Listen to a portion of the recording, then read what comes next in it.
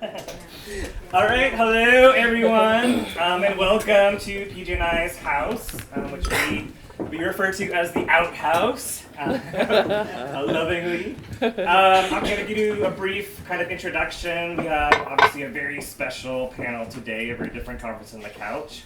The general idea of the conference on the couch was to kind of play with, fuck with, how academic conferences are usually presented in these kind of sterile spaces, on stages, with the audience really removed from the panelists. We wanted to create a more intimate salon-style space where academia and conversations are kind of more family-style, right? They're actually happening on the couch in the living room, and it's been really one of my favorite parts of the festival, kind of the heart of the festival in a lot of ways. But today, in addition to it being a conference on the couch, this is also our Legacy Award panel of the festival. Yes.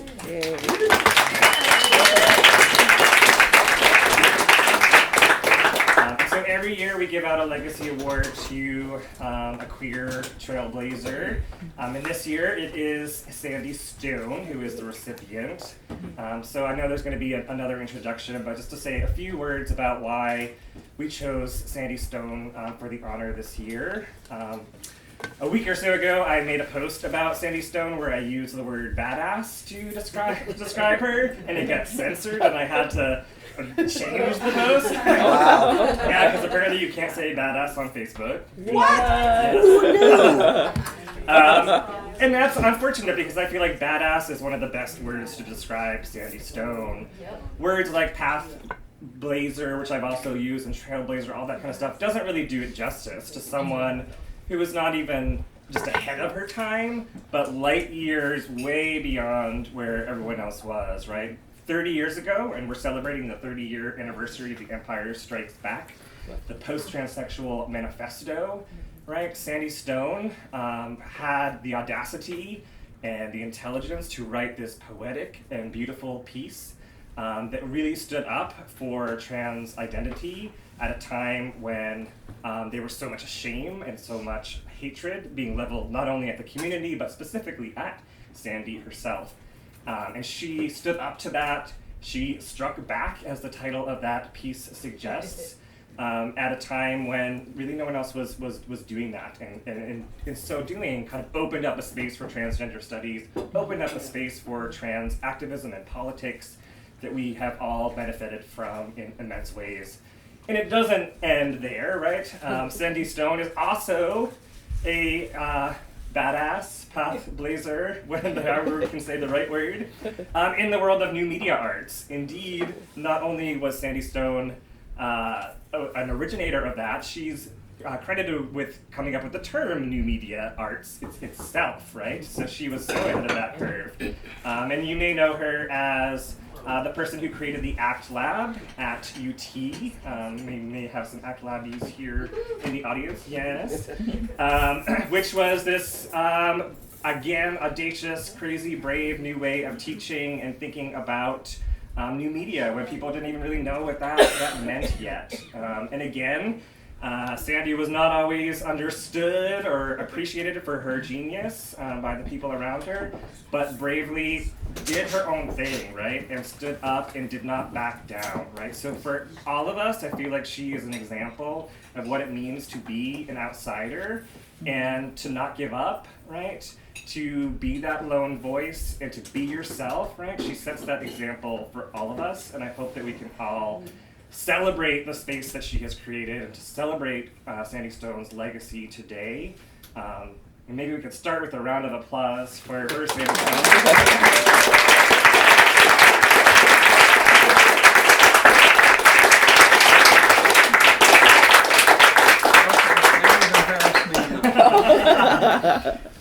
And so I'm going to turn it over in a second. One quick thing, Sabotage is our artist for the outhouse. So you'll see her artwork up here and over here. Please check it out after the show. And without further ado, I'd like to introduce our fabulous moderator for this panel, who is Holly Lewis, who is a professor in the philosophy department at Texas State, and also the recent author of The Politics of everybody. And I will hand it over to Holly. Cool. Hey everybody. So how we're going to do this today, and we talked a little bit about it, is we're going to go around and the other panelists are going to introduce themselves. And then I'm going to do a kind of second, more personal introduction. Not that yours isn't personal, but another introduction of Sandy and my experience of working with Sandy. And then we're going to have Sandy talk a little bit. And then we're gonna have a conversation. So that's pretty much how it's gonna go. So I'm Holly. I'm Asher. Drew. Matt. KB. Celeste. And Sandy. So I was just realizing that I met Sandy 17 years ago, which makes me feel really, really old. But I met Sandy 17 years ago in the Alps in Switzerland as one of her students at the European Graduate School, and Sandy and I became close after that, and I feel that Sandy is sometimes I forget that you were my professor because I feel like we're, just friends. And after when, we came back down from Earth, back down to Earth from that kind of wonderful space, we co-taught a class at UT called Dangerous Border Violations, and I think that was in the spring of 2004. Mm-hmm. And talking about Sandy as a teacher, Sandy has affected my teaching style so much. I want to give some examples of Sandy as teacher. And I don't know if some of these actually ever happened or they were just discussions of classes that you wanted to happen, but there was a course that you taught or wanted to teach on dreaming where everybody had to come to class either asleep or stoned or somehow not in a state of rationality, right? Because the idea was that there was this level of dominance to come at the discussion of dreaming from the position of rationality. So it had to be discussed from the inside of it, and then these wonderful creations where at the ACT Lab, instead of having discourse and writing papers and this kind of typical stale academic production, Sandy used to teach people how to make things. And I actually now, in my classes, have courses where I teach people how to make things, and I never would have ever done that if it wasn't for Sandy. And some of the things that Sandy used to make, one of my favorites was when I went over to your house one day and you were working on a laptop that refused. These were new media products that couldn't be, they weren't consumer products. They would reject kind of the market. And the one that you were working on was a keyboard that would slam down on your hands when you tried to use it. Right. And there were other, in postmodern Gothic, I think that you never saw these, you had cyborg fetal pigs, right? Mm-hmm. So everybody needs cyborg. And everybody needs that. I haven't seen the cyborg fetal pigs. Anyway, and it was just always such, it was so wonderful going into Sandy's house, and there was always this sense of activity and thought and creativity. So in addition to this being the 30-year anniversary of The Empire Strikes Back, 30 years ago, Reagan era, Sandy's writing this in the Reagan era, when Ollie North, right, was the Iran-Contra scandal was going on in 1987. I mean, this is kind of beyond groundbreaking stuff. And I remember my first experience with this and with her work and how deeply it resonated with me, and how it was also the first time I learned about the, I don't want to say tension, the violence of TERFs against trans folks. And I felt it so viscerally from reading this, that it's actually sometimes a little bit of a hard read, knowing it was a hard write as well.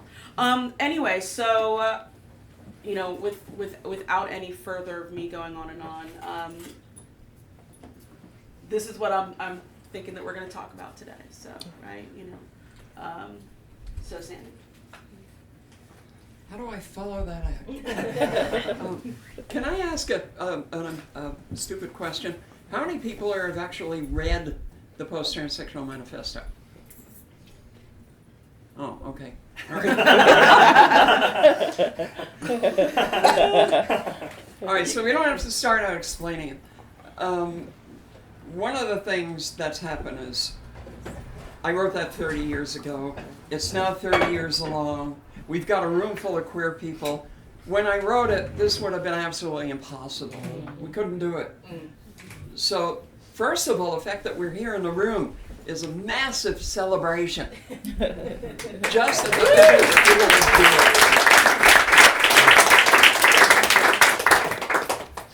it. Secondly, I think everybody here knows that we're in the thick of it right now, and we've got a huge fight on our hands.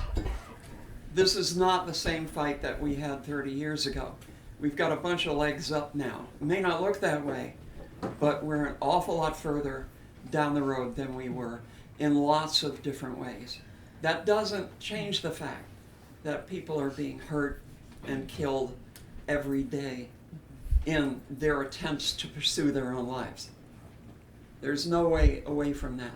But we do have 30 years of history in which everybody in this room or their immediate ancestors pulled themselves up by their bootstraps, made people who had no idea what queer meant understand to a certain extent what queer meant, and built their own lives out of nothing and found their own voices. The fact that we're here indicates that we found a way to speak who we were, and in the process of doing that speaking, to do a different kind of writing. Not only writing on paper, but writing ourselves into the world in a very physical, visceral, visible way. 30 years ago, I also wrote a novel. Not many people know about this because my publisher wanted me to make changes that I refused to make, so I bought it back. One of the principles of that novel was that utterance was creation, that the act of speaking something brought it into the world. And we're still doing that by inventing ourselves and reinventing ourselves every day. When I look around at a room like this, and you in it, it just makes my heart want to burst, because I see so many active, brave, strong people, scared maybe, or maybe not, but strong and active and working to be who we are and expand how we can be in the world. And I never thought I would live to see this.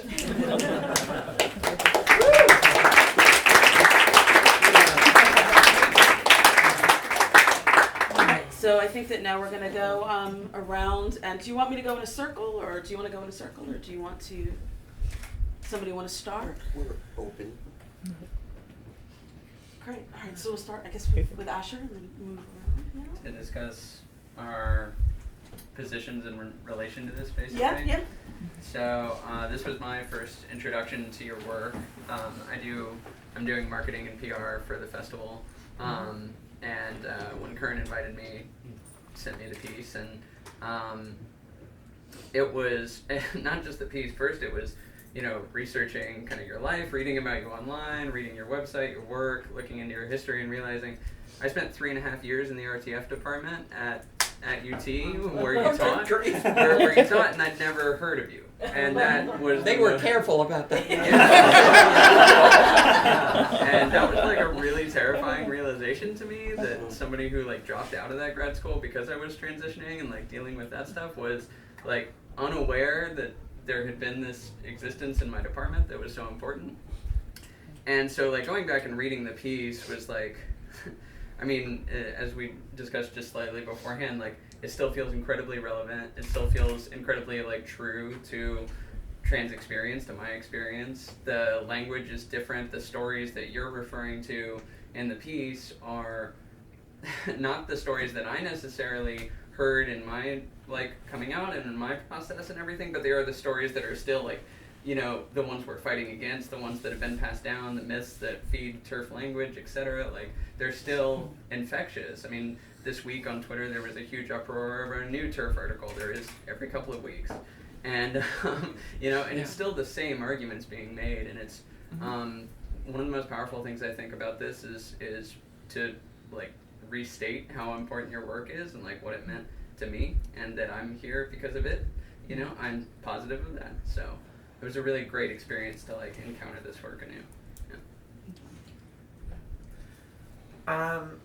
So, you said I think I saw in the publishment that this was published late in the year of 1987. And if that's true, this came out about 6 months after I was born. So, yeah, this is... God, I'm old. But it actually was very meaningful to me because here's this paper that's about as old as I am, and I saw my life reflected in it when I read it. It was actually, like, at first very traumatizing to read, and then very...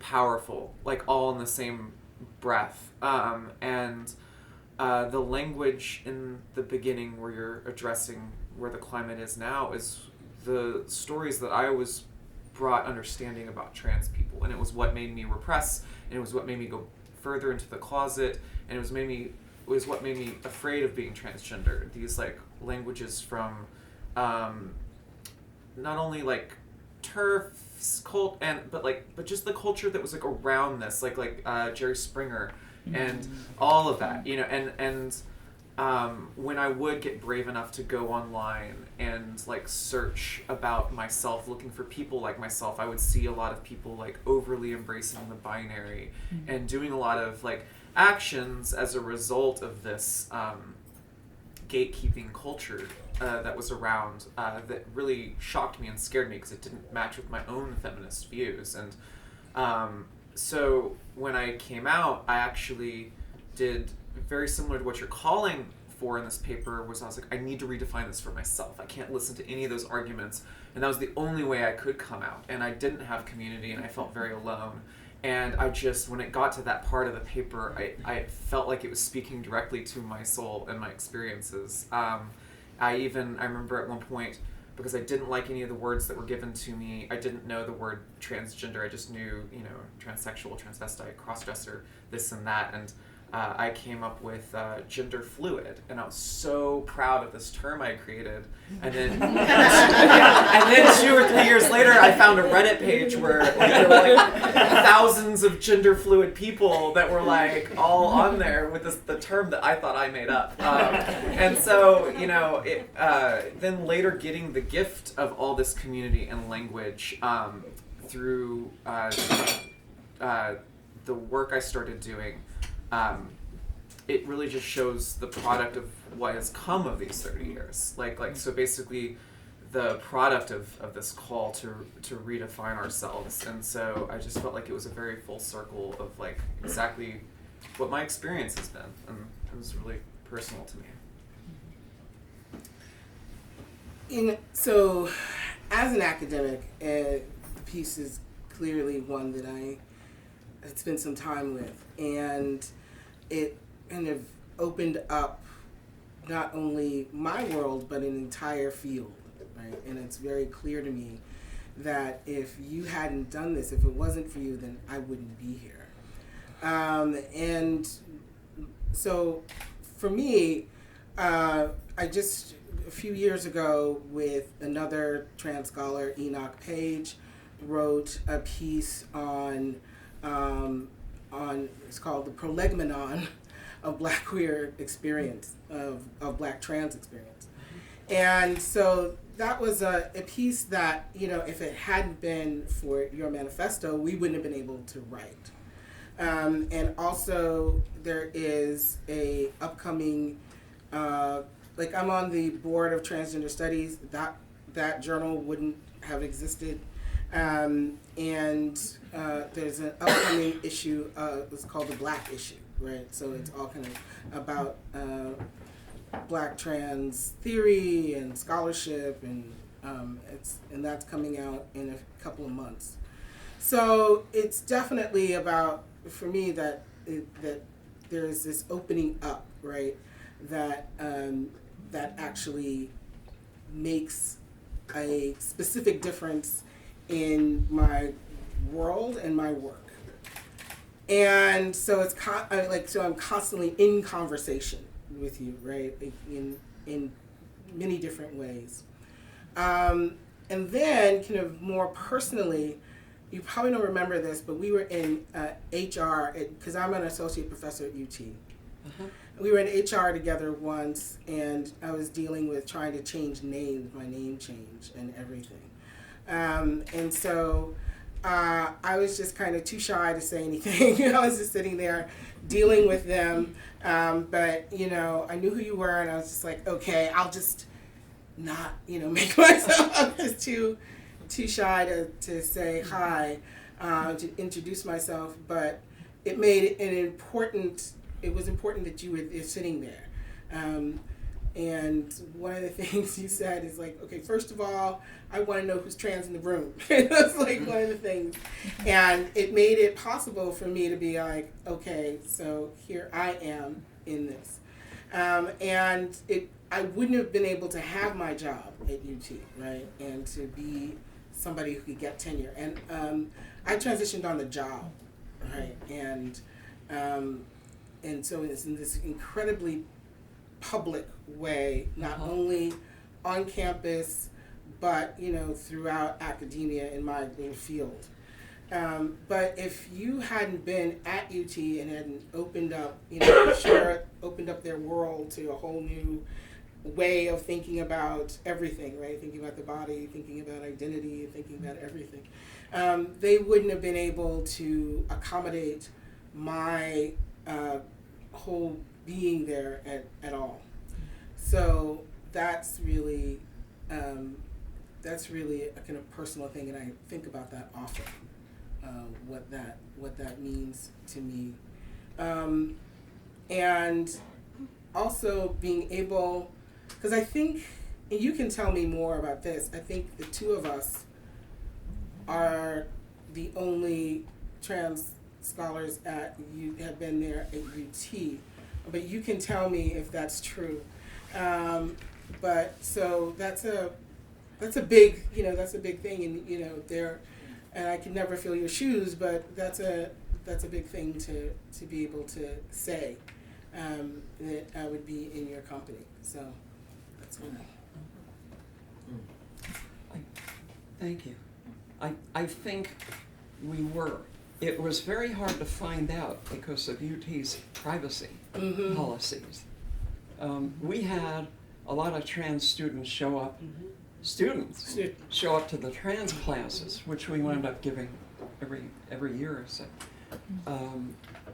But it was never possible to do any kind of real accounting. Along about the time I left, UT did get around to changing their software so that they can accommodate people with two names. That's exactly the That's moment. where we met. That's right? where we met, yeah. Yeah. That was that moment. I had been trying before that to find out who else was there, but it was not really possible. Right. And of course, radio, TV, film, the department I was in, was not exactly happy about anything. if you read the Chronicle article, you know what I mean. I won't bore you, but they would have been happy if I withered up and died. But we managed to. Having said that radio, TV, film didn't want me there, didn't want the ACT Lab, didn't want to know about transgender, didn't want any of that stuff.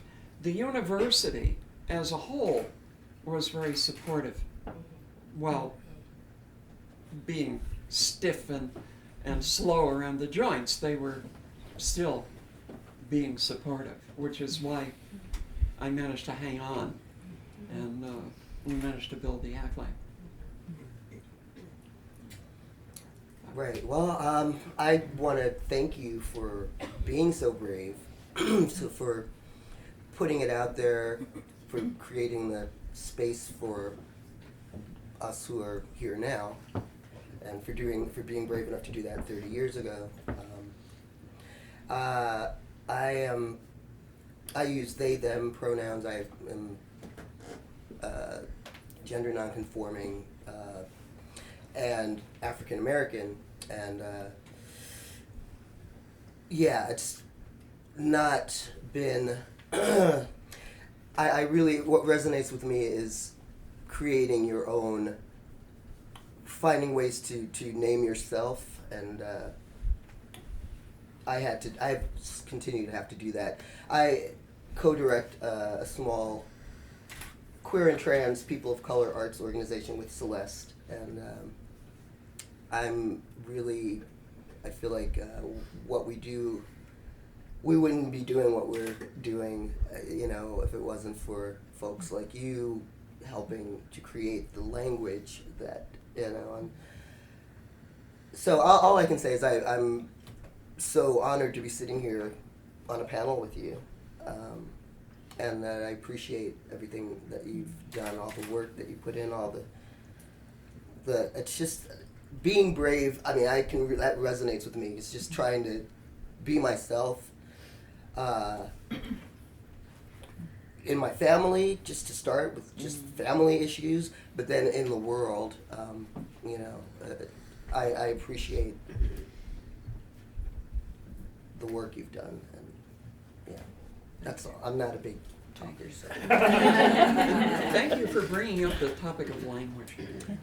Absolutely. I also want to thank you.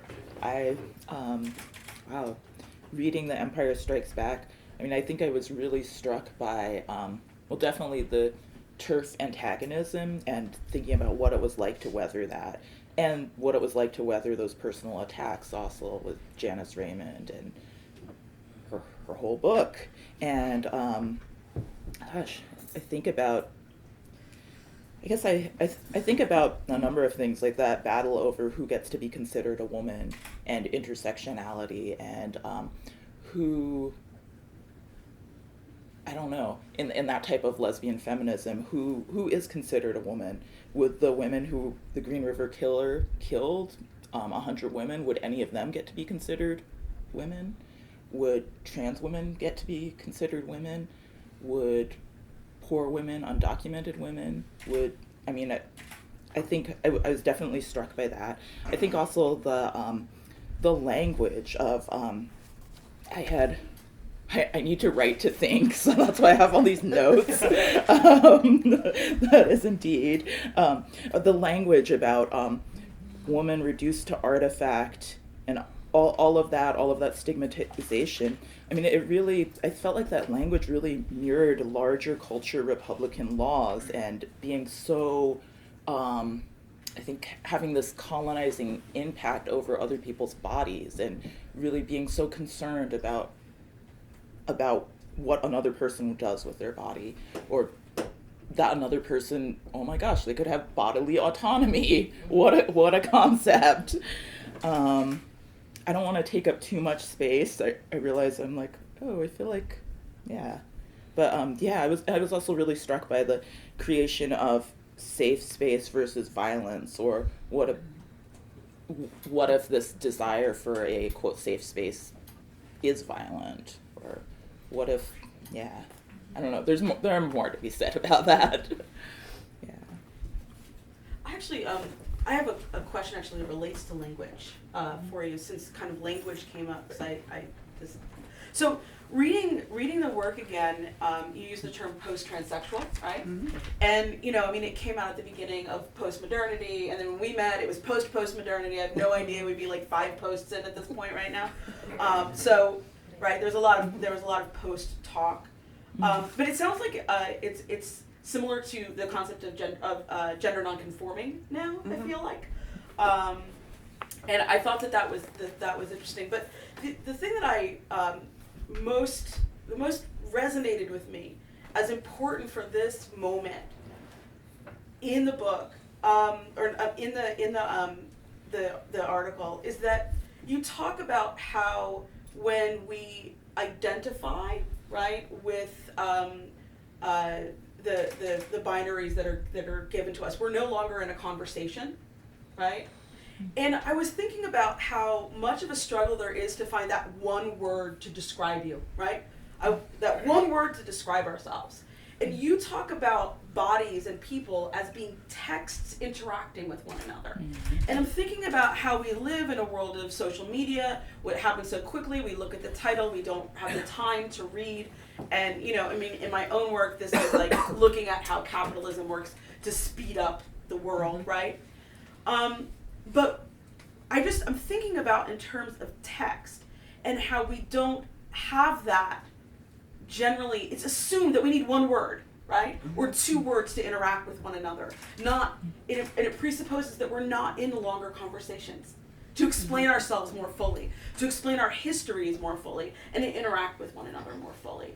So, I was wondering because we talked about this quite a bit in the past, about identity and anti-identity, and I really took this work as I don't want to say anti-identity in the sense of wanting to be diffuse about who you are, mm-hmm. but not trying to find the 1 or the 2 words. So I was just wondering what your feelings are now, looking back at this piece on labeling or whatever, just what you're thinking. I thought I knew what you were talking about until your last sentence. Okay, all right. Well, then forget my last sentence. All right, look, I'm going to try this. Stop me when I get lost, okay? In neurolinguistics, after when you learn a language, you become proficient in it, there are actually physical changes that happen in your body. In your brain, you grow things that are called columnar structures and so forth. And that hard wiring helps you be fluent in the language because it lowers the processing time, so you can react immediately and without having to consciously make the associations, the associative connections that you would have to make in order to produce meaning from that. So when you meet another person, you're trying to identify what they are, first of all, okay, here's a digression. As humans, the first thing you do when you meet another being, you ask yourself 4 questions. Okay, this is really at the thalamic level. This is what you do. Can I eat it? Will it eat me? Can I fuck it? Will it fuck me? And then when you get beyond that, you get to the civilized layer. Those things happen very, very fast. Everything else happens on top of them. So as soon as you get through that, then the next thing you try to do is categorize it into some larger categories so you know how to deal with it. Now, when I say that happens very fast, then what that means when you translate that into more academic terms is you need some, you're looking for something that places you within the discourses. And you need one thing that triggers off a certain pre-understood set of associations. And if you don't do that, your brain, and this is true just of the animal, if you don't immediately make those associations, then your brain goes, ah! Because that's a survival thing, right? It is just about survival. It goes back to our being essentially, lightly modified plains apes. And when you're out there on the plain and you look around, you're doing pattern matching all the time. This is part of survival. And you see some motion in the bushes, And you instantly have to come up with, oh, that doesn't mean anything, or that means something, and I gotta pay attention to it because it might kill me, or I might be able to eat it.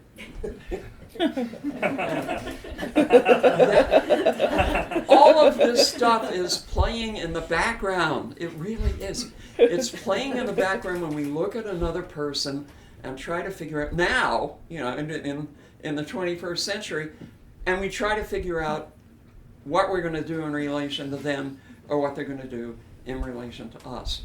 And those things happen very, very quickly because of our history as animals continually in danger and continually in search of food. And all of what we're doing here is built on top of it. This is partly an attempt to explain why people used to come up to me and say, "What the hell are you?" They're trying to quiet their brains. They need to do that categorization. And now, here we are in the midst of sophisticated civilization. We do the same thing, but we do it more politely, and we do it a little bit more slowly. But there is a definite process that relates to language that goes on when we do it.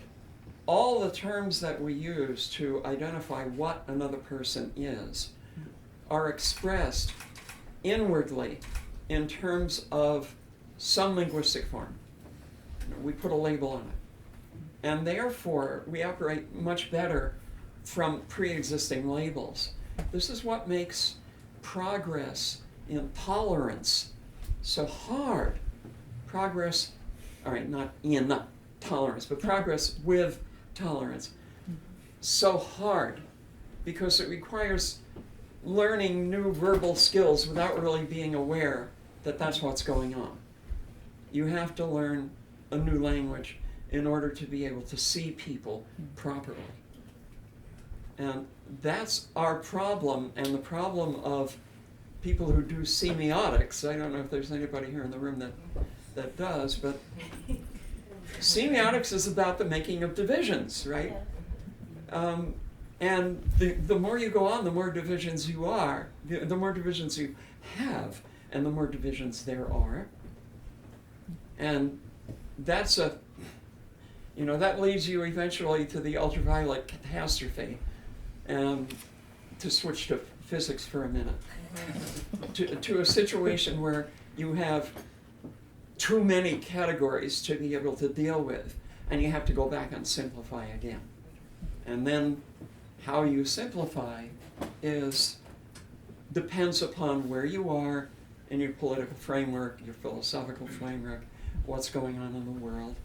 That's why we progress a little and then we go back a little, which we're continually doing. So cannibalism is what. And I'm just going to put one more little hat in there, and it is that by the nature of transgender, without going into any great details about this, the concept of transgender is postmodern, all right? Without unpacking that very much.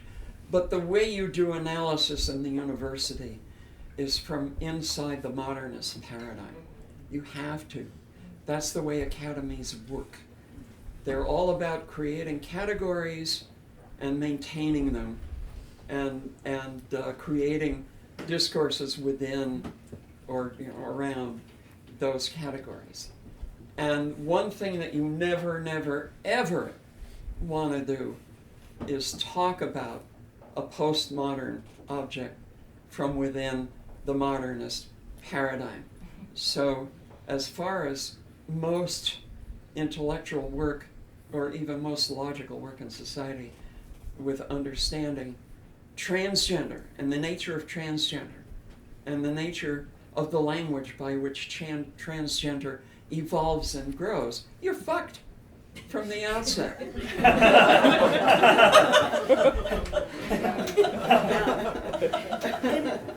I'm also thinking about how possibly you talked about the political moment that we're in right now.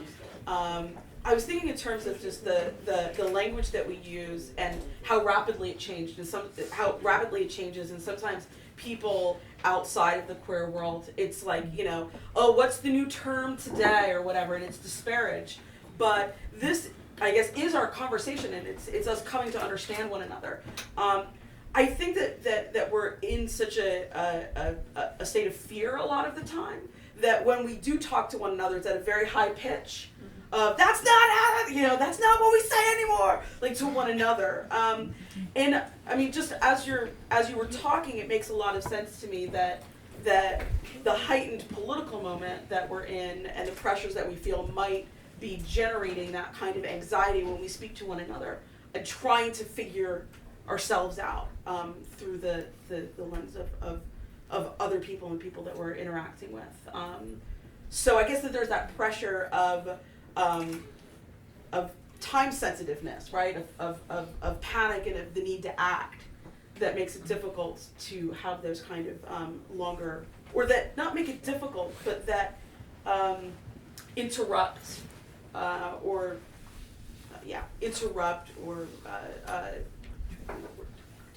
kind of color those interactions. Yeah. Are there any other questions along this line, or things? Or statements. Or statements, yeah. Screams of agony. Anne. Yeah, so, well, first of all, I wanted to make sure people see the flyers for the events that Sandy is doing on the UT campus. I'm Ann Svetkovich. I am Matt's colleague at UT, Sandy's former colleague, and co-chair with Laura Gutierrez of the LGBTQ Sexualities Research Cluster. I named some of those histories because Sandy is listed actually still on our faculty page because I want to claim you as the emerita. Just to again to recognize that legacy of the folks who have been at UT, even if they aren't directly with us now, particularly in terms also of some of the difficulties of tracking histories of trans people in institutions that Matt was referring to. So I just want to have that on the record, and also to some of the work with Outsider is a collaboration between UT and the festival. We have very close relations, and I think I want to point that out in terms of thinking about the complexity of what the Academy is. Sandy's just talked and could, I'm sure, love to even hear more about this notion of the modern and the postmodern. There are those of us who struggle to make space in the university. It is not always easy. And again, Sandy's model of trying to do some very radical work conceptually, institutionally, the pushback against that. I mean, we carry these histories of struggle. There's many I could name that are happening right now. So it's, for me, very precious to have these moments where I'm like, in a house on my block, close to my campus, just like trying to create different modes of traffic back and forth and between. So I am really glad that we will be able to host Sandy on Monday and Tuesday. So that's my little preamble. I want to, I've been thinking about the 80s this week, actually, so it's very cool to think about 30th anniversary of Transsexual Manifesto. I just this week in my grad class on 21st century literature taught Patricia Williams's on being the object of property, which is a very important essay from the 80s, and doing experimental work at the crossroads of legal studies and writing. And I'm thinking of Donna Haraway's work, and I'm thinking of Toni Morrison's Beloved, and I'm thinking about a student of mine who's working, who's, again, like born in the 80s probably. I don't know if Christine is here, but and Omi's actually on her committee as well, who's working on Janet Jackson and Grace Jones and Prince, and thinking about this history that generationally for me is kind of my youth, but I also identify with the 60s and 70s and growing up there. So the 80s was kind of like the Reagan years. I started teaching then. I'm really happy that younger people are possibly historicizing the 80s, and I'm also interested in thinking about that as a way station that we might not even have been aware of at the time, around different queer activists and art movements, and also part of the long trajectory from, at the very least, the civil rights movement and Black Lives Matter now, or different genealogies of LGBTQ lives and activisms that, again, we're constantly trying to construct these histories or reconstruct these histories, and we have yet to have adequate ones, and we know that part of the work of building communities is also recognizing legacies, recognizing ancestors, recognizing those who came before us. So I'm just happy to see a group kind of try to think about that, because I also myself am intrigued about what tools we might need for understanding some of these other decades and kind of work that's been going on for a long time. I have a particular interest in that around, for example, the category of TERF and questions of 70s lesbian feminism, because I identify as, among other things, a kind of pro-sex, queer lesbian feminist who, by virtue of coming of the age in the 80s, partly through some of the academic work I mentioned, like Donna Haraway's, actually she would be an interesting exception to this, I think, and Sandy, I want to hear what you have to say about this too, but we were taught to hate the 70s and the 80s. So there was already a lot of radical feminist bashing going on that I participated in as a young, post-structuralist theorist, scholar, taught to critique essentialism, taught to critique certain versions of body politics, etc. And also in the heat of the sex wars, making divisions within and among and between feminists that I have spent a lot of, now 3 decades, trying to unpack and learn different ways of being in community, and also trying to recognize different modes of, I think, injury out of which people have sometimes claimed division or kind of contestation around safe space. Sandy and I have also met around this issue because of shared communities, including, I noticed just glancing at my PDF of Transsexual Manifesto, your call out to Olivia Records. We have actually sat in circle at Camp Trans outside the gates of the Michigan Women's Music Festival.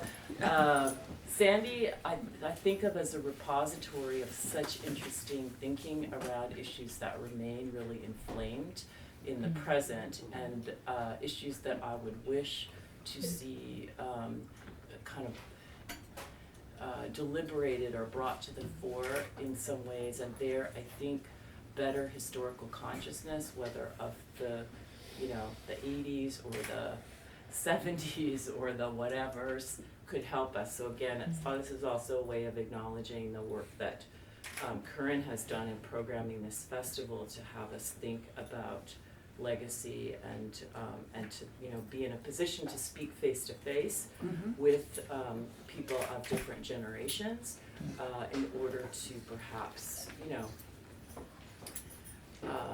put some messy issues on the floor and then try to sort them out. Sorry, that was long. I feel inspired actually by the room. Well, I'm glad you brought up Mishfest, because the things that we're talking about Donna Haraway, who wrote an essay called The Cyborg Manifesto, which was not a title, but that's what everybody thinks it was, and who was fond of 3 aphorisms that we still use today, not only in transgender theory, but in many other fields as well. And I want to put them forward now in the middle of nothing, they're just out there so that we can think about them. Number 1 is refuse closure, which goes all the way back to, to everything from phallocratic discourse, patriarchy, heteronormativity. You know, we can use, when you say refuse closure, you're essentially talking about all of that. Let me unpack that. What refuse closure means is no idea is monistic. No idea is complete in itself. You can't describe the entire situation with one sentence, or whatever that may be. There are always loose ends. There's always more to be said. There are always things that you're leaving out in order to say whatever it is that you're saying. And frequently, it's the things that you leave out that are important and that actually define what it is that you're talking about. Okay, I'm just going to stop on that one. The second one Donna talks about is insist on situation. And what she means by that is that everything you do happens in a context.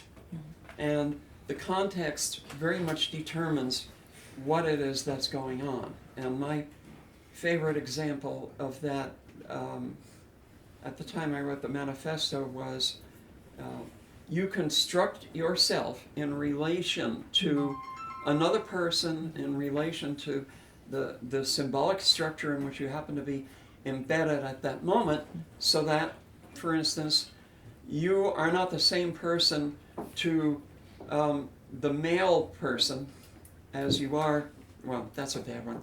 You're not the same person to the person who delivers the mail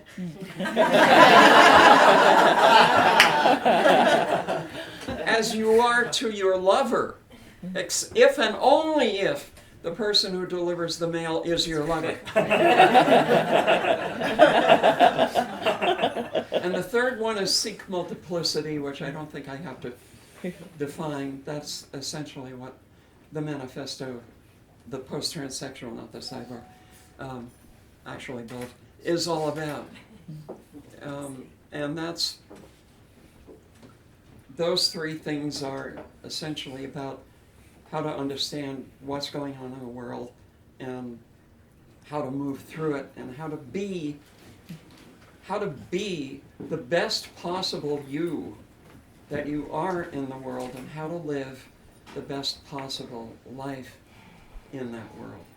Which brings us to the topic of, is it okay to punch a fascist in the face? Yes, it is. Because when we attempt to create a dialectic with TERFs, if I may use that word specifically, because Anne brought it up, if we can try to talk to trans-exclusive radical feminists, which we've been trying to do for 30 years, 40 years, however many, you go along, oh, we're still not talking to each other. Isn't that odd? And gradually, you come to the realization that George Lakoff was right, which is to say, you're operating from a standpoint of reason. Here's logically why you TERFs should accept trans people. Reason 1, reason 2, reason 3, reason 4, reason 5, reason 6. And eventually you realize that they're not listening. You know, they don't give a shit what it is that you're saying. They're going to come right back to you with anger because what you think is going on is not what they think is going on.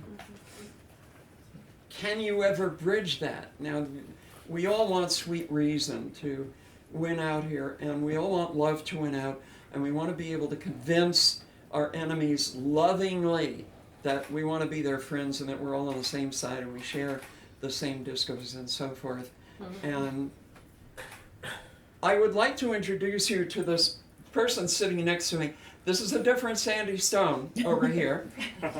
And this one says, is all that gonna happen? No.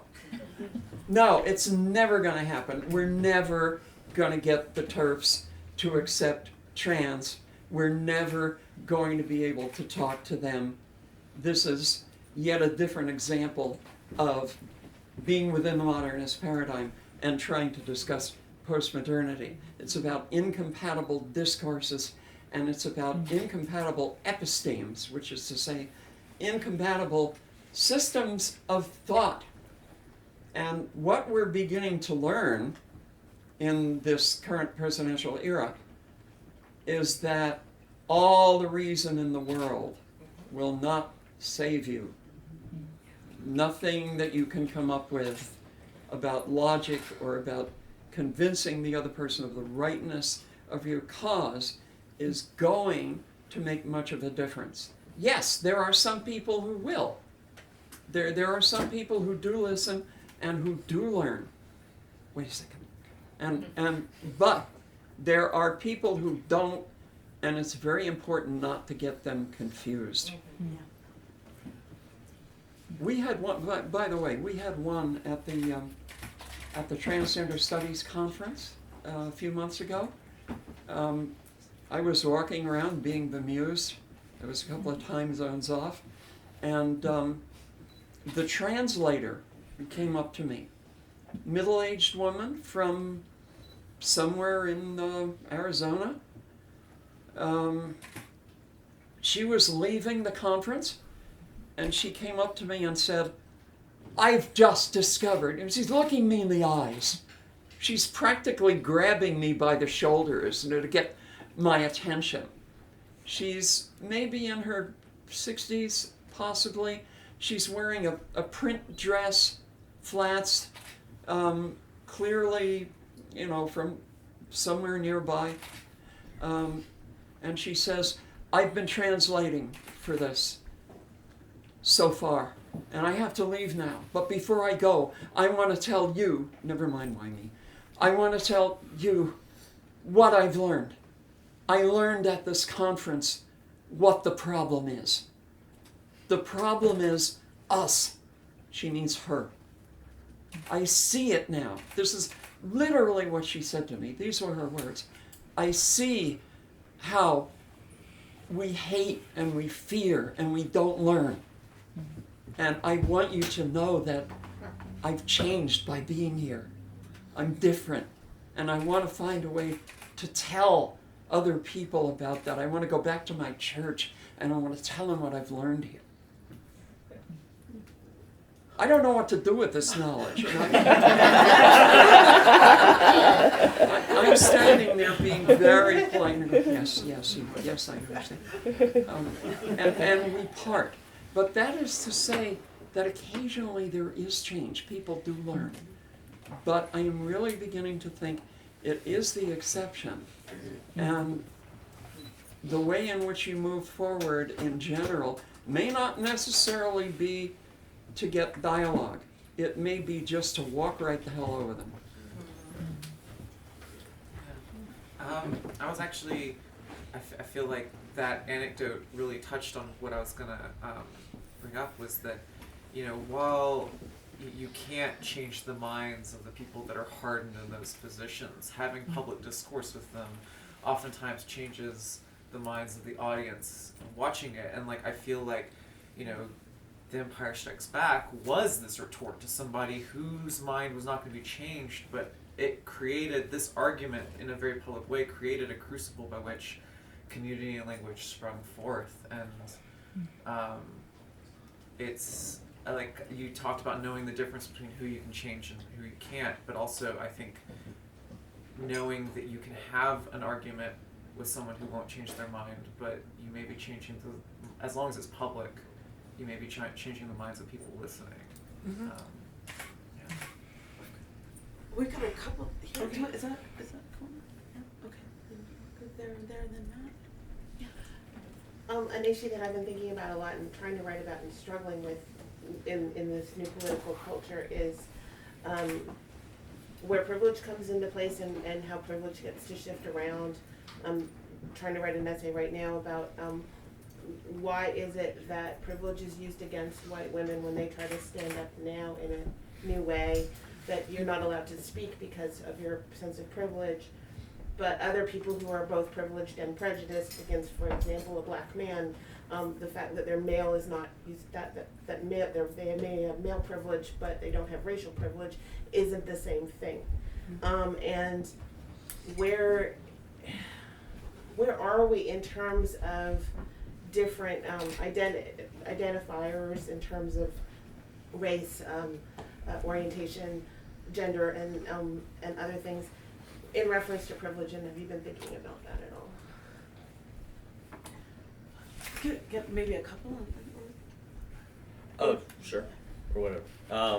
Yeah, so thanks for being here and thanks for doing this panel. I want to preface this by saying that I also was not as familiar with your work. I tried to skim it on the way here, but I liked I liked what I saw. I liked what I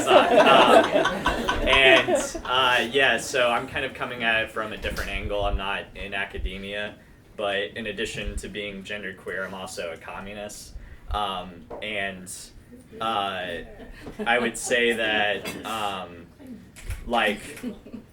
in a way that Austin communists were described by a recent InfoWars video, that we're not your Starbucks communists.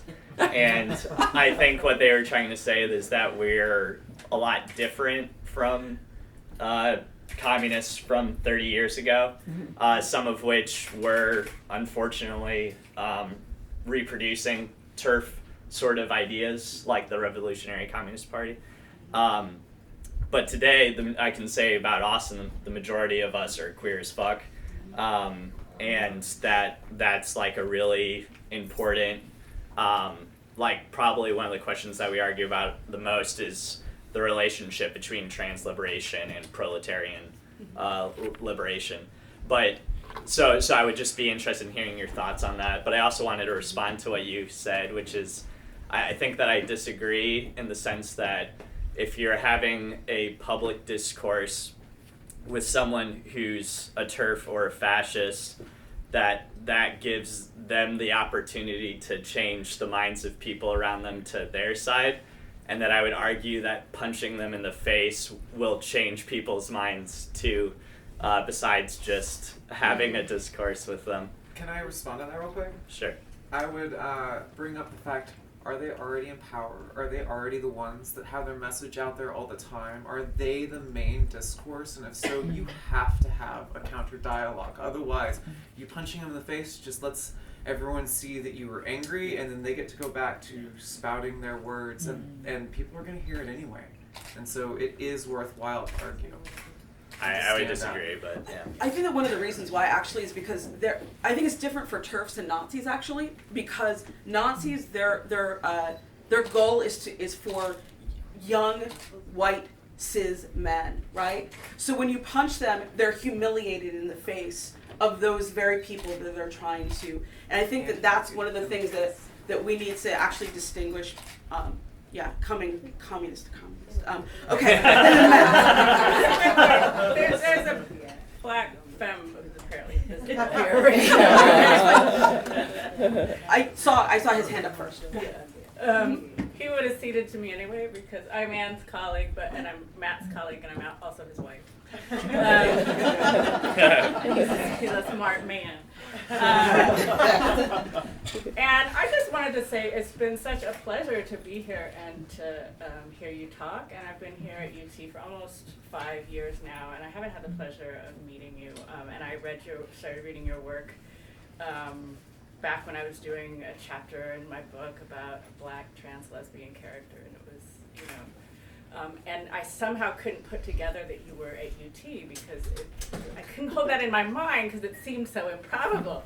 It was. But now having been here and your history here at the institution and Matt's history at the institution as I believe the first black trans person to get tenure in a Research One university, and then as you were talking, I was also thinking a lot about a graduate student that Matt and I share, Dora Santana, who will be the first black trans woman to get a PhD in this country, and what that means in terms of a history at UT, right? And also appreciating what you've done to make that possible. But that's a lot of important history in an institution that I don't think people think of as like, oh, you know, where do I go where trans people are empowered? I know Texas, but the things are complicated.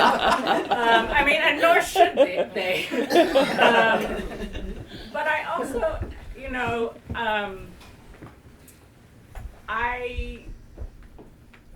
in all of my kind of sometimes soft feminine way, like I have become a badass doing what I do, and I appreciate that you out badass me, and I appreciate that badassness. And as you're talking, what's so lovely is you're a badass and you're a person who's relating to other people, and there's like I feel that warmth that I don't always feel in academic conversations. And as I'm thinking about this young student who is getting ready to go out into the job market, and I'm kind of motherly with her, and I'm choked up, but I'm like, what would it take for a trans woman in academia not to have to be a badass? What would it take for her to, because academics, we're all neurotic, messed up, like what would it take for her to be able to be just as fragile and imperfect and neurotic as the rest of us, and not necessarily be safe? And I see her facing her own turf wars with the black feminists and white trans feminists, and her figuring out her place there. What, I mean, I like to call for things that aren't possible, but what would it take for young scholars to be able to be not badasses and still be brilliant and beautiful and have a part in these conversations? And she is, I mean, she's a badass in her own right. I don't like, but I sometimes I want for her to not have to be. Thank you, Matt. That brings up a larger question, I think, which is badassery necessary for survival? Yeah. And I don't know, what do you think? Yeah. I for better or worse, I feel that way too. I mean, eventually, I think one has to learn how to be a certain kind of badass just in order to keep your space. Otherwise, people come in on it. And I don't know, I really don't know how to get around that. I wish I did. The word that keeps coming up to me is resistance. Back to what you're saying about utterance and sort of the magical power of words, bringing meaning in the word that's used a lot in social media and posts. There's this word resistance.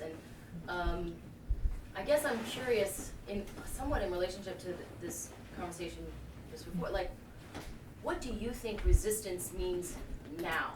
And are we using that, is that the right word that we need to be utilizing as our magical utterance? Well, to me, what resistance means is you're pushing back against another force, but it usually means, particularly in physics, that you're pushing back with the same force that you're being opposed with. But if you want to survive, you can't talk about it on those terms. You have to talk about not just pushing back, but pushing in. You know, you need to push harder than whatever is pushing against you is pushing. And that's the badassery factor. Right. And how does an individual do that? We don't yet have a good system for teaching badassery. We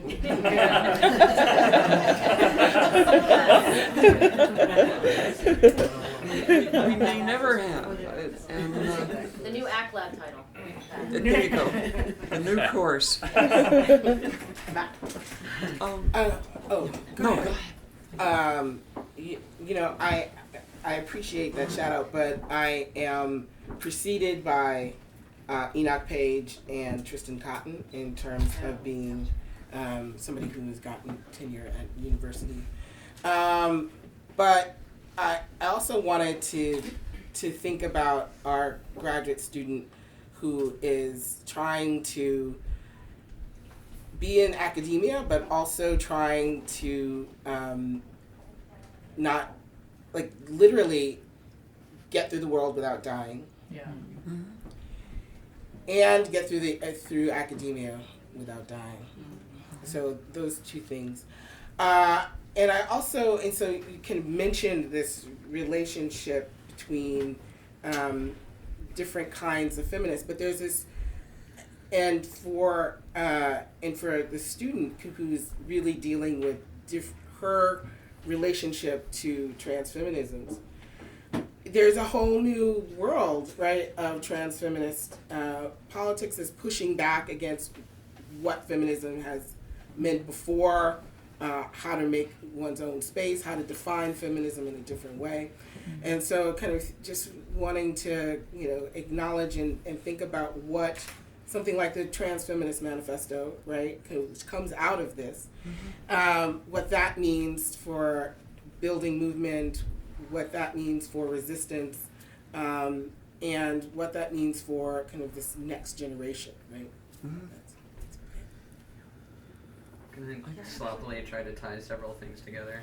I just wanted to bring back to multiplicity, and I wanted to see if I could tie that with what was happening yesterday in the conference on the couch, and talking about like artists and what their role is and what they create and everything. And I'd recently watched a political documentary and talked about this with KB afterward, but that like recently in political theory, multiplicity has become a really big player, and that basically the narrative I got was that a conceptual artist brought this to Putin as an idea in Russia that they implemented, and it's being implemented here now, that if you give the people so many different versions of the truth that they can't tell what's going on, you obtain more power.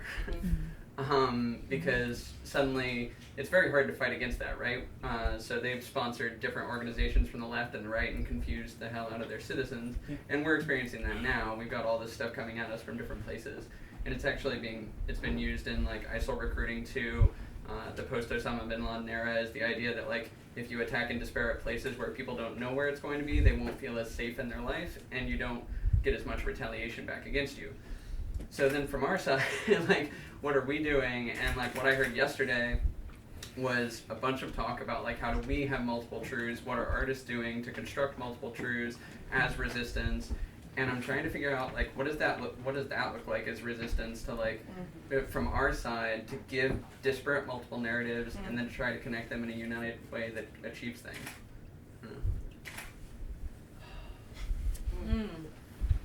This is right. I wanted to say something. I kind of came in late, so I'm sorry. In the middle of the conversation, so what I have to say may not make a lot of sense. But what I wanted to let's just listen to what I've heard so far. I'd like for us to connect these forms of resistance that we're talking about to positionality and to context. So like we have bodies. So like the forms of resistance that we have come from very specific bodies and embodiment, and so and that changes from context to context, but what you may get to punch someone in the face, and that's a privilege because you're a white man and just perceive it as that. May not get your queerness or your communism, but I can be walking down the street doing nothing, and I get shocked and not even thinking about punching someone in the face. So I want you guys to be thinking about, like, as trans people, like we obviously we theorize and we work out of our bodies that are the center of our lives, and so you need to, when you talk about resistance, you need to talk about embodiments and positionality. Like, who are you? Where are you located in the world? What kind of work you're doing? What are your access to privilege, disadvantage? Because not everybody has the same kind of options as others. So I just, and if that's, I'm sorry if that's the wrong thing to say, because maybe there was a precursor going on that I didn't hear. Somebody might have already said that, but we need to position ourselves. Who are you? Who are you and who are we? Where we're speaking from. Not everybody can punch Nazis and without consequence. My thing is that let's encourage those that do feel capable of punching the Nazis to punch the Nazis that are in the right? Like that's the work that they can do as you know as white cis men, right? That's the work that they can do. Put them on the front line, because people of color have been on the front lines of too many battles. Many of them are legal battles for real. So could I really quickly respond to that?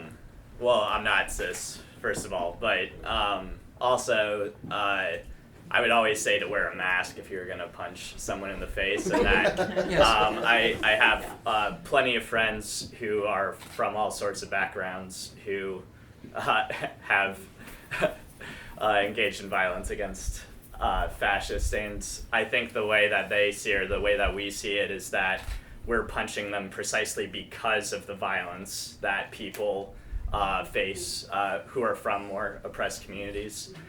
So I'd argue with that. And then also, just to quickly respond to what you said too, in terms of dialogue and in terms of talking about being in context and looking at context, and looking at our society dialectically in terms of politically what direction it's going.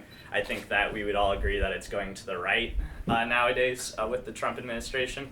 And so when you're having a public discourse, a public discourse has to be neutral inherently, in that you need to have respect for both sides in order to conduct it, but that doesn't take place in a vacuum. It takes place in the context of our society. So if you're having an argument with a fascist in a society that's going more and more to the right, then they're at an advantage in terms of their conversation, what power they wield in that discourse. And that's why, in terms of like a discourse being, you can resist it in terms of you can put your position equally in terms of like the forces being equally, but to push through, to use your words, we can use our fists to push through their face. Yeah. I'm hearing a couple of things here. One of them is, this dialogue would have been impossible a year ago. We're talking about punching people in the face. We've normalized that discourse already. We're only a few weeks into the new regime, and we've already normalized certain kind of violence. And I find that interesting. I'm not saying, oh, that's good or that's bad, but I am pointing out how far the discourse has shifted in a very short time. And I don't think that's necessarily a bad thing, because one of the problems that we've been dealing with is that one side comes to the debate with the idea that both sides need to be heard, and that there's going to be reasoned discourse, and that the audience is going to respond from a neutral, rational perspective, none of which is true. And the sooner we get over the idea that any of that is true, the better off we're going to be. We've got a lot to learn about tools, about things that we can use in order to change the situation, about things we have to do when we live in a climate of fascism, which we're already beginning to do. And it's by no means too late for us to get on that, all of us.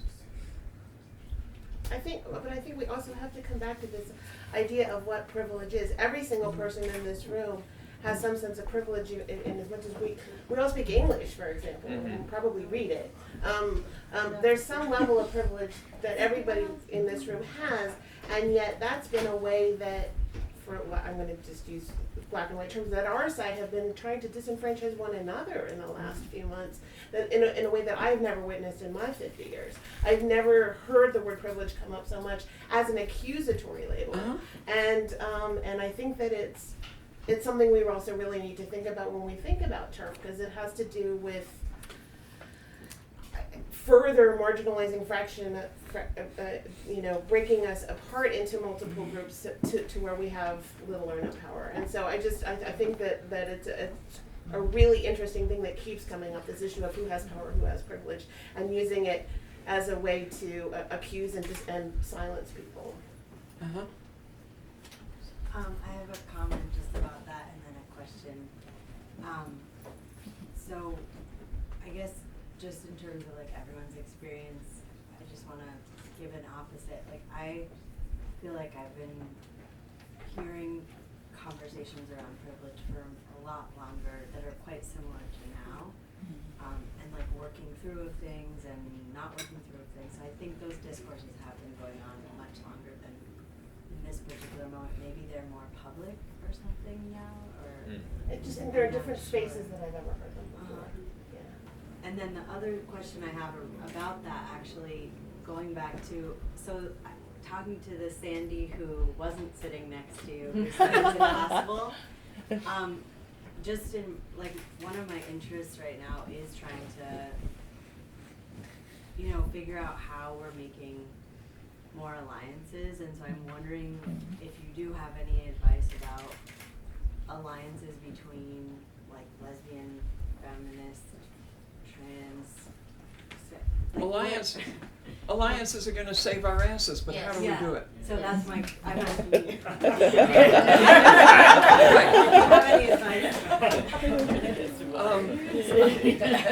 Boy, I can say without fear of contradiction that I don't have the faintest idea. This is something I've tried to work on for a long time. If you can do it, you do it because the other person already has a tendency to want to make those alliances. But as far as changing minds is concerned, it may take longer than my lifetime. I want to interject here because actually I do feel that I have at least an opinion about this, and I've written about this before. And I think that one of the things that we can do is look at the old union methods of struggling, right? Which means that you're actually on the ground doing something, and then you figure it out while you're actively in struggle. And I think that a lot of our language actually comes from academia, where we talk to one another in classrooms, right, before we get on the streets. I think that we need to get on the streets now, talk to one another, learn from one another, have discourse with one another, and have those hard conversations, knowing that we're fighting for survival together at this moment. So I think that that's a possibility, right? I'm not saying that's going to be easy, but we're not going to get our language together. We're not going to figure the shit out before we hit the street and then get out in the street together. That's my sense of it. May I Yeah, pick sure. up from there Yeah. and talk to it? The last time we had a moment like this, I think, I mean, I could be wrong, but I think the last time we had a moment like this was in the time of SCS and SNCC, the Student Nonviolent Coordinating Committee, and Students for a Democratic Society. Notice that they both start with students, first of all, which meant people from a certain demographic, and for better or worse, people, of one race or another. And when they went on the various journeys that the representatives of those organizations went on in order to do the work, they were doing what Holly is talking about. And a lot of them got killed for it or hurt badly. The point being that if to a certain extent we are reliving times in our history when it was necessary to be politically active in order to survive, what political activity meant was not liking and sharing. It wasn't copying and pasting. It was, for better or worse, putting your ass in the way of danger and learning how to do the work. And the work is getting out, walking the streets, finding who your allies are, talking to them, getting people who may or may not be with you to get out to the ballot box to do something at the polls.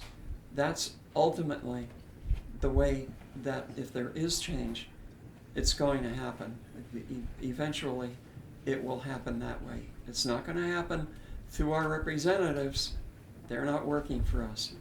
It's not going to work through our legitimate government. We have to change those things. Some people in the room would say, perhaps by violent revolution. I'm not talking about that. I'm just talking about doing the hard work, which means getting out, using your feet, using your brain, making lists of who lives where, getting people, organizing people, enrolling allies to actually walk out in the streets, pick up their phones, talk to people individually, and get ready for the next election so that we can do what we need to do. And the only way that's done is with individual effort. It's hard work. And we're the people who are going to have to do it. Nobody else is going to do it but us. Frankly, I'm not looking forward to it because at the age of 80, I don't walk very well anymore. But I got to get out there too, just like everybody else does. And so do you. Okay, you're up. Okay. No, I love that. I think we could also use like intergenerational strategy sessions, like different, because I mean we do live in a different time. What kinds of different strategies can we plug in there or come up with that are new, that are, yeah, and who's going to be great on the front lines, who's going to be great in a different position. Yeah, I don't know. I'm like, wow, we need a global day of rage, like in that like in that film FU 377. There's a global day of rage. Oh my gosh. Did anybody else go to the protest the day after the election in Austin? The ones that students ran around UT Austin and blocked South Congress Bridge and everything else? Because that compared to the Women's March was a remarkable difference. And like to what you're saying about students leading these protests, like those students the day after, it was Muslims, it was immigrants leading the marches, they were doing mic checks, they were amazing, experienced protesters, and they knew how to run and get angry and to avoid police blockades and to go and do, you know, they really like knew how to drive emotion. Yeah. And the people at the Women's March, I'm super glad that happened and they showed up and everything, and I was at that one too. But I really want to see those suburban moms from Westlake who showed up allow like young Muslim students to lead them. You know, like I want to see more of that, because the moms did not know how to protest. They showed up and that was great, but they couldn't even get chants going in that massive crowd. It was like there are some people who have some skills and some who have others, and like mobilizing the moms is super great, but like yeah, somebody's got to lead them. I agree with that. And I agree, I think we're going to be winding up soon. I agree with what someone back here said, and I'm sorry I don't know who you are, that power operates differentially on different people, and it has a lot to do with ethnicity. It has a lot to do with the color of your skin. And we need to look out for each other. And looking out for each other can be hard. But we got to be better at it than we have, because things are going to get rough before they get better. And we're the ones who can make them get better. And I hope when the rubber meets the road that I'll see you all out there, you know, that I'll look around and we'll be the people who are helping to lead the charge. I think that's it.